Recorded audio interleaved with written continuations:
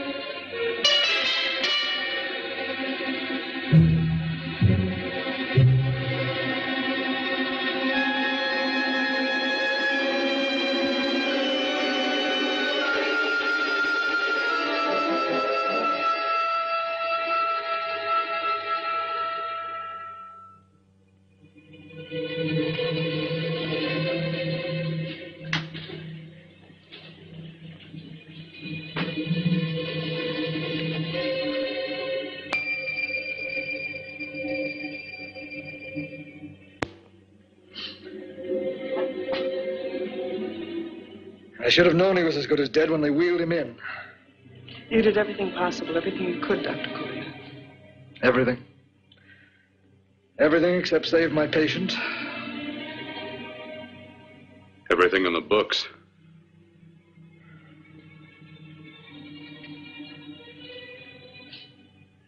Now, Dad, do I have permission to take over and try things my way?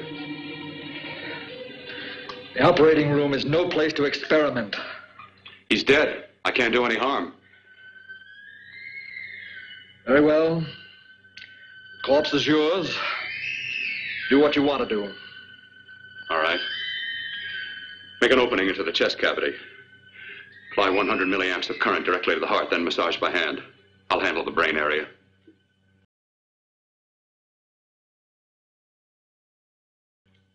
By yourself? By myself.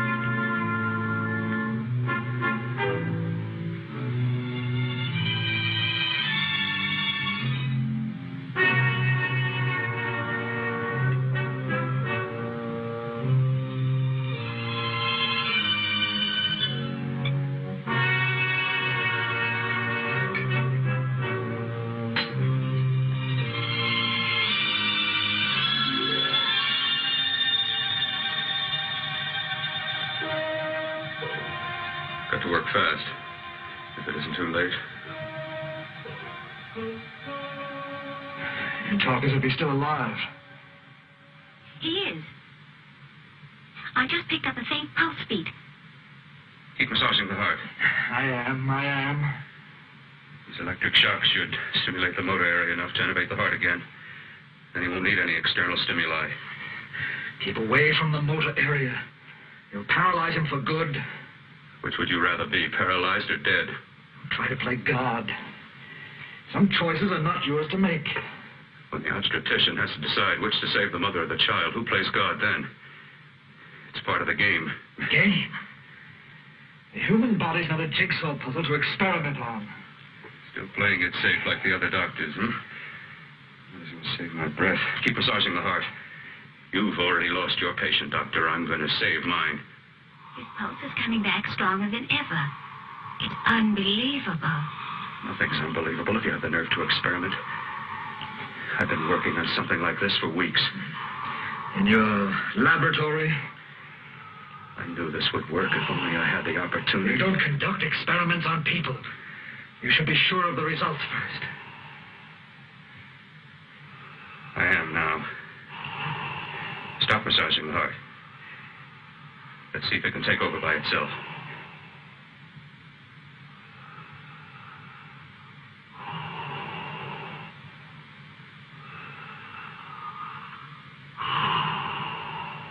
All right. Close up the chest. I'm about finished with the cerebral area. How's his pulse? Strong and steady.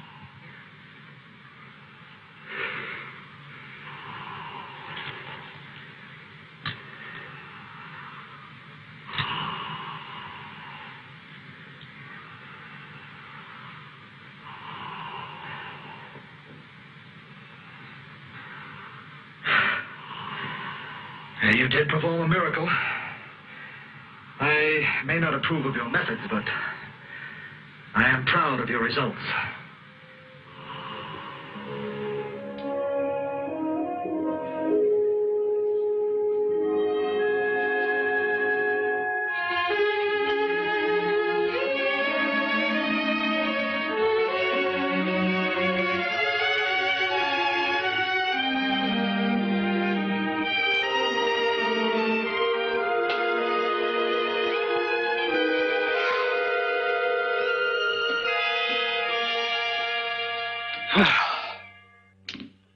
That was an amazing, even an extraordinary operation, son. But it still is too risky, too uncontrolled. Saved his life. And the after effects? What about them? You've lost the urge to experiment, to explore.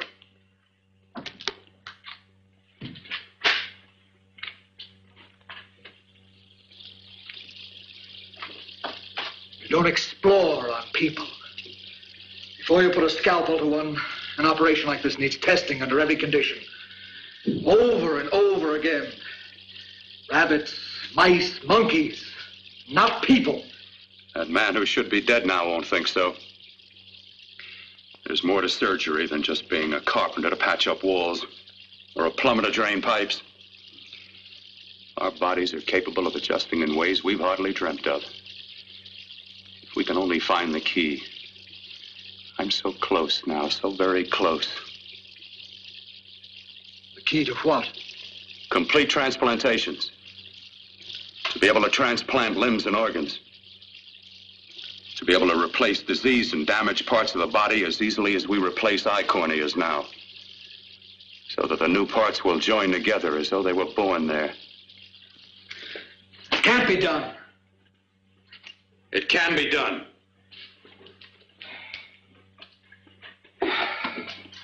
With my new special compound I've created, I'll do it. I know I can do it. Sure, that's what you say. That's what I know. I know I'm close.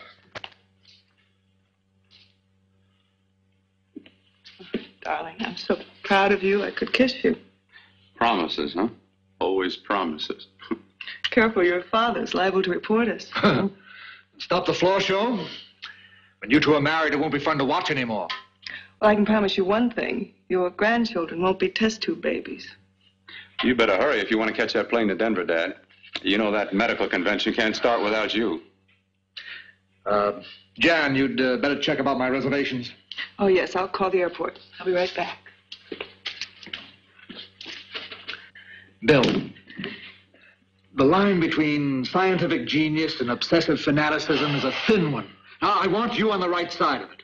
If I don't experiment, how can I hope to perform operations like the one you almost messed up? But I can't cover up for you anymore. The superintendent had it out with me. He thinks it's you who's been stealing those limbs from the amputee operations. So what if it is? I've got to have limbs for my transplant experiments. Well, you said test and experiment. Test and experiment. Yes, but limbs and organs taken from people. I've got to have them to work with. Sure, I've made a few mistakes, but I've learned from them. I've learned. Your reservations are all set. 3:30 takeoff. Well, what have you two planned for the weekend? Oh, nothing much. It's a quiet weekend. You sure you're not going up to the country house? You're always sneaking off up there. The place gives me the creeps. I should have sold it when your mother died. You can't sell that place. Well, I mean, it's nice to get away from the city. I can work without anyone snooping around. You spend too much time up there. All right, I'll see you both in a few days. Got to clean up and get out of here. Fine operation or not, Bill, you're walking on thin ice. Don't go too far.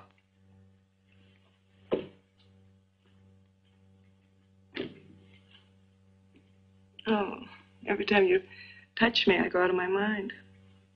I want to kiss you. Bill, I want to get married. I can't stand not having you. You've been wonderful. I'd rather be a bride. In a few more weeks, nothing will keep us apart. We'll be together.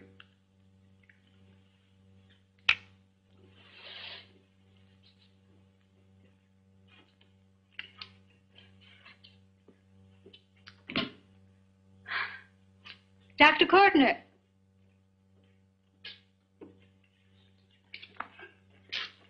I'm so glad you're here. I was afraid you'd gotten away. There was a very important phone message that came to you. It sounded quite urgent. I've been looking everywhere. It was from a man called Kurt. He called from the country place, and he said something terrible had happened. He wanted you to come right out. Thank you. Well, you've always wanted to know what's kept me away from you so many weekends. Have you got the keys to your car?